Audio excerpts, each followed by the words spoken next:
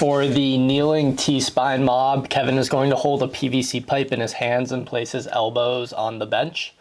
We're going to have him rock his hips back towards his heels, and he'll get a lat stretch in this position. Next, he'll pull the PVC pipe over his head to lengthen the long head of his tricep.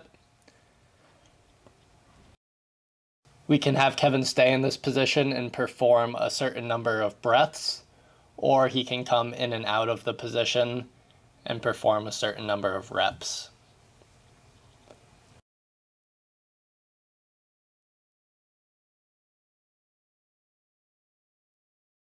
Kevin is performing a rock back T-spine rotation in a quadruped position. So we need Kevin to have his butt on his heels because when he's in deep hip flexion, the lumbar spine is not designed to rotate.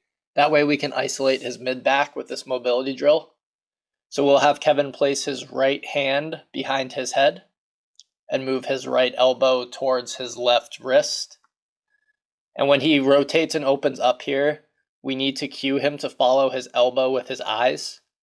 If his gaze doesn't follow the movement of his arm, we'll get thoracic rotation, but relative cervical rotation in the opposite direction because C1 through 7 isn't moving simultaneously.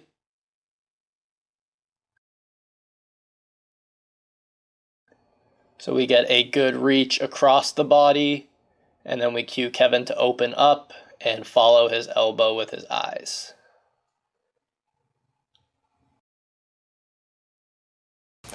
We have Kevin performing a Serratus floor slide in a quadruped position, so he's on his hands and knees, and we're going to place a slider underneath his left elbow. We'll start by cueing him to press down into the ground so we get protraction of his shoulder blades. From here it is a very small range of motion, so he's going to move his arms slowly in the shape of a reverse J. That way we'll ensure that his scap is moving properly.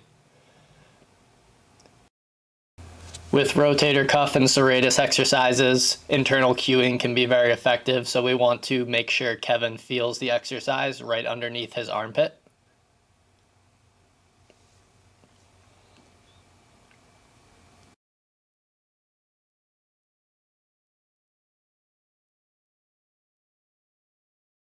Here, Kevin is performing a prone trap raise. He's going to lay face down on the ground, and when we're working his left side, we're going to have him bend his right elbow and rest his forehead against his forearm to keep his neck in a nice neutral position. He's going to bring his left arm out to about a 45-degree angle, making half of a Y with his upper body. We're going to have him point his thumb straight up and lift his arm a few inches off of the ground. If Kevin communicates to us that he feels the exercise more in his upper trap, we're going to try to get him to pin his shoulder blade down before initiating a rep. We want to make sure that he feels this movement in his lower trap. Here we're having Kevin perform a bear hold. We want him to start in a quadruped position with shoulders stacked over wrists and hips over knees. From here we're going to ask Kevin to lift his knees a couple inches off of the ground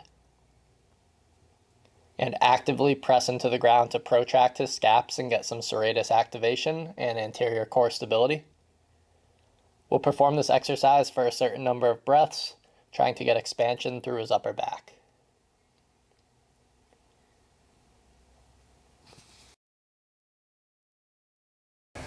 Kevin is going to perform what we'll call a wall alphabet. He has a soccer ball between his hand and the wall. We're going to cue him to actively press into the ball and reach through his armpit. Once the scap is protracted, he's just going to trace the letters of the alphabet with his hand. These small movements are just working on the timing of the rotator cuff as it stabilizes the humeral head.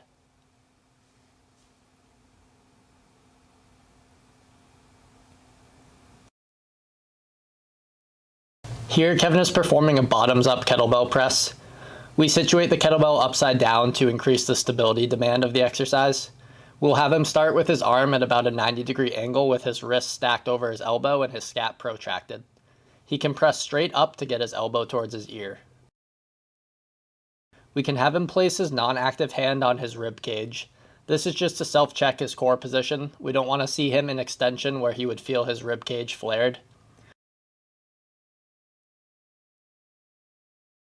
Here, Kevin is performing a single-arm landmine press. We want him to start with his wrist stacked over his elbow, so there is a couple inches of space between the end of the barbell and his shoulder. If he were to lower it further, we would likely just see some anterior tilt of the shoulder. At the end of the press, we want to cue him to reach through his armpit so we can see his scapula wrap around his ribcage and get good serratus activation. Here we have Kevin performing a split rope face pull. He's going to grab both sides of the rope and lift his hands up to shoulder height. Kevin is going to pull the split rope back towards his forehead. Our finishing position should have his shoulder blades moving together and his elbows at the same height as his shoulders.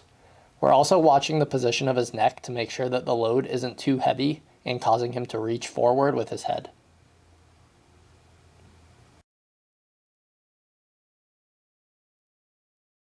Here, Kevin is performing a seated cable internal rotation. We'll situate his chair to the right of the pulley as he works his left shoulder. We'll cue him to keep his elbow glued to his rib cage as he rotates his hand across his body. He'll control his hand back to the starting position against the resistance from the cable machine. We could use a heavier load to work the strength of the rotator cuff, or decrease the weight and perform higher volume to work muscular endurance.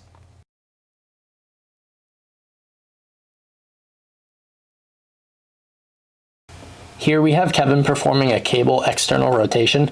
We need to get his chair situated so that when he has the handle in his right hand, the pulley should be to his left and pulling his arm across his body. We're going to have Kevin start with his arm at about a right angle with his hand in front of his shoulder and his elbow tucked by his side.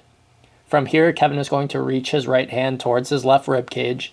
Again, it's important that we cue him to keep his elbow glued to his side. Once Kevin's hand reaches the opposite rib, he's going to externally rotate and pull the cable back to its starting position. We want to make sure that we don't see his shoulder moving up towards his ear, which would imply that his trap is dominating the movement.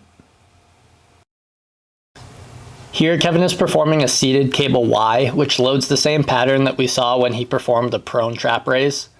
This could also be a good substitution for reducing the number of transfers, or for an athlete who is uncomfortable in a prone position.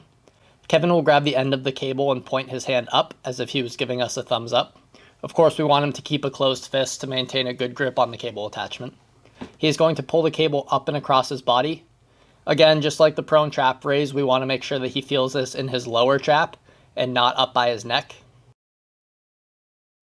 Kevin is performing a seated single arm cable press. We want him to start by getting about 30 to 45 degrees of abduction, meaning his elbow will be a few inches away from his rib cage. As Kevin performs a rep, we'll cue him to reach through his armpit so he gets full protraction as he completes the press. He'll control the handle back to his side as his scap retracts before performing another rep. Here we have Kevin performing a seated single arm cable row. As he performs the rowing pattern, we'll have him stop when his elbow is in line with his rib cage. We don't want it tucked or flared out to the side.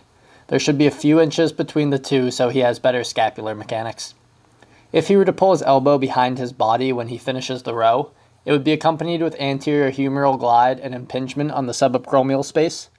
So we just want to make sure that he is getting a good reach and then proper scap mechanics as he pulls the handle towards his body.